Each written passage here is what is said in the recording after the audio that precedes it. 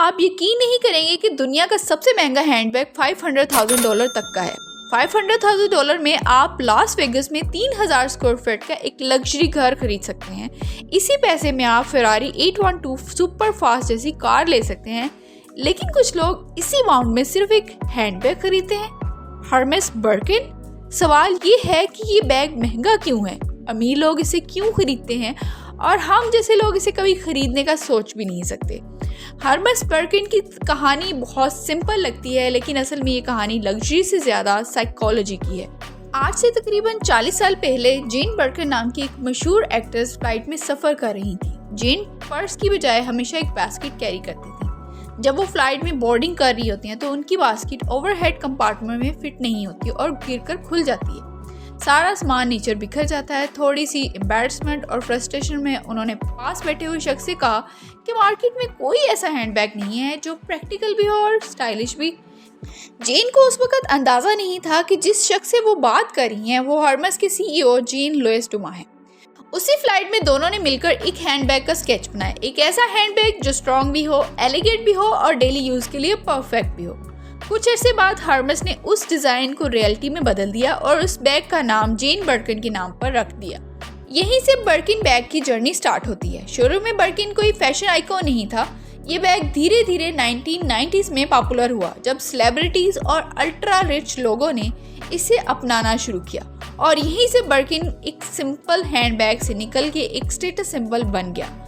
آج broken bag صرف ایک چیز نہیں ہے بلکہ ایک سگنل ہے۔ یہ بتاتا ہے کہ آپ کے پاس پیسہ ہی نہیں بلکہ پاور اور ایکسیس بھی ہے۔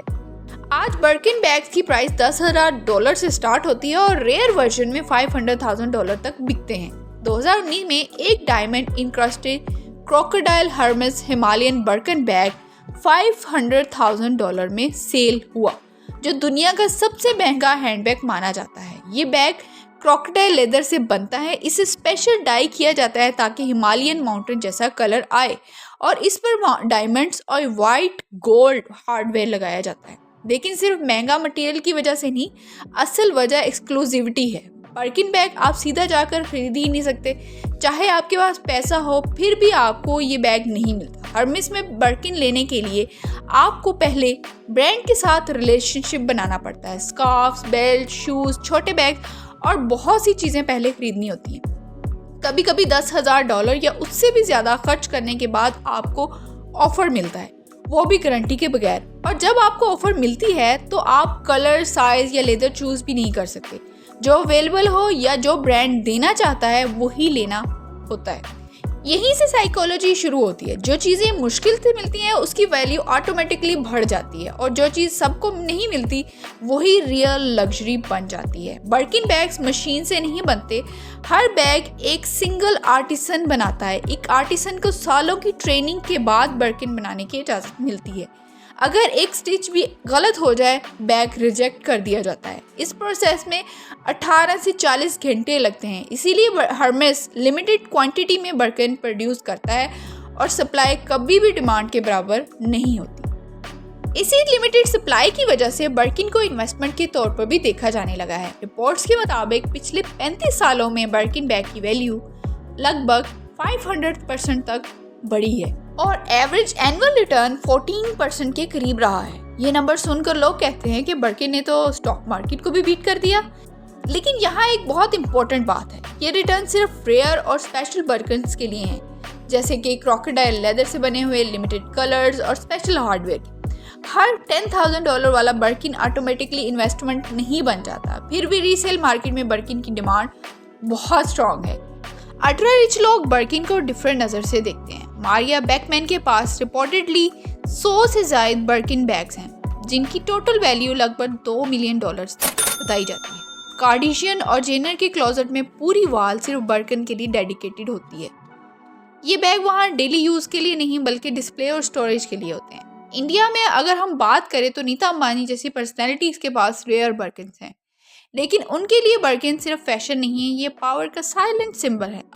امیر لوگ لاؤڈ لوگوز نہیں پہنتے، ان کی لگژری سٹل ہوتی ہے جو صرف ان لوگوں کو سمجھ آتی ہے جو اس سرکل کا حصہ ہوتے ہیں۔ यहीं से एक और इम्पॉर्टेंट डिफरेंस समझ में आता है। मिडिल क्लास या अपर मिडिल क्लास के लिए बर्किन एक ड्रीम है, लेकिन अल्ट्रा रिच लोगों के लिए बर्किन एक एसेट है। अमीर लोग कभी अपनी सारी वेल्थ एक जगह में नहीं लगाते, उनके पास stock, businesses, real asset, cash flow सब होता है। बर्किन उनके लिए सिर्फ एक छोटा सा हिस्सा होता है। यहाँ सवाल उठता है, क्या आम औरत या आम आदमी के लिए बर्किन एक स्मार्ट इन्वेस्टमेंट है? इसका जवाब ज़्यादातर केसेस में नहीं है, क्योंकि बर्किन लिक्विड एसेट नहीं है।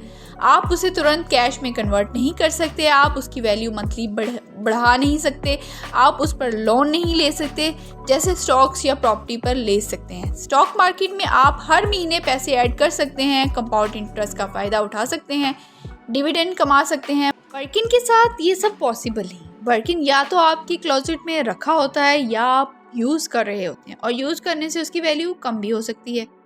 एक और साइकोलॉजिकल एस्पेक्ट भी है। हर्मेस ने बर्किन को एक ऐसा प्रोडक्ट बना दिया है जो प्रूफ ऑफ वर्थ बन चुका है। आप पैसा खर्च करके प्रूव करते हैं कि आप डिज़र्व करते हैं कि आपको ये बैग मिले। ये मार्केटिंग का बहुत पावरफुल टैक्टिक है। आप पहले चीज़ें खरीदते हैं जो शायद आपको चाहिए भी नहीं होती, सिर्फ इस उम्मीद में कि शायद एक दिन आपको बर्किन ऑफर हो जाए। इसीलिए कई लोग रीसेल मार्केट का रुख करते हैं, जहां रिटेल से 30 से 40% ज़्यादा प्राइस देना पड़ता है, लेकिन वहां भी रिस्क होता है फेक बैग का। फेक बर्किन इतनी हाई क्वालिटी के हो चुके हैं कि एक्सपर्ट भी गलती कर सकते हैं। हर्मेस ने भी कई बार फेक नेटवर्क के खिलाफ केस किया है। तो आखिर सवाल यही है कि हर्मेस बर्किन इन्वेस्टमेंट है या इल्यूजन? जवाब ये है कि बर्किन सिर्फ उन लोगों के लिए इन्वेस्टमेंट है जो पहले से ही बहुत अमीर हैं, जिनके लिए $100,000 या $200,000 एक स्मॉल परसेंटेज होता है। आम लोगों के लिए बर्किन ज़्यादातर एक लग्जरी ड्रीम है जो मार्केटिंग और साइकोलॉजी से और ज़्यादा डिज़ायरेबल बना दिया गया है।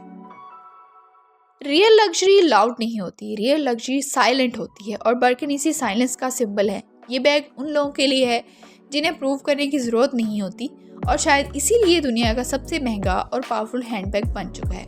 अब सवाल आपसे है कि अगर आपके पास $10,000 हो तो आप बर्किन खरीदेंगे या फिर आप फाइनेंशियल फ्रीडम में इन्वेस्ट करेंगे? कमेंट में अपनी राय ज़रूर बताइएगा।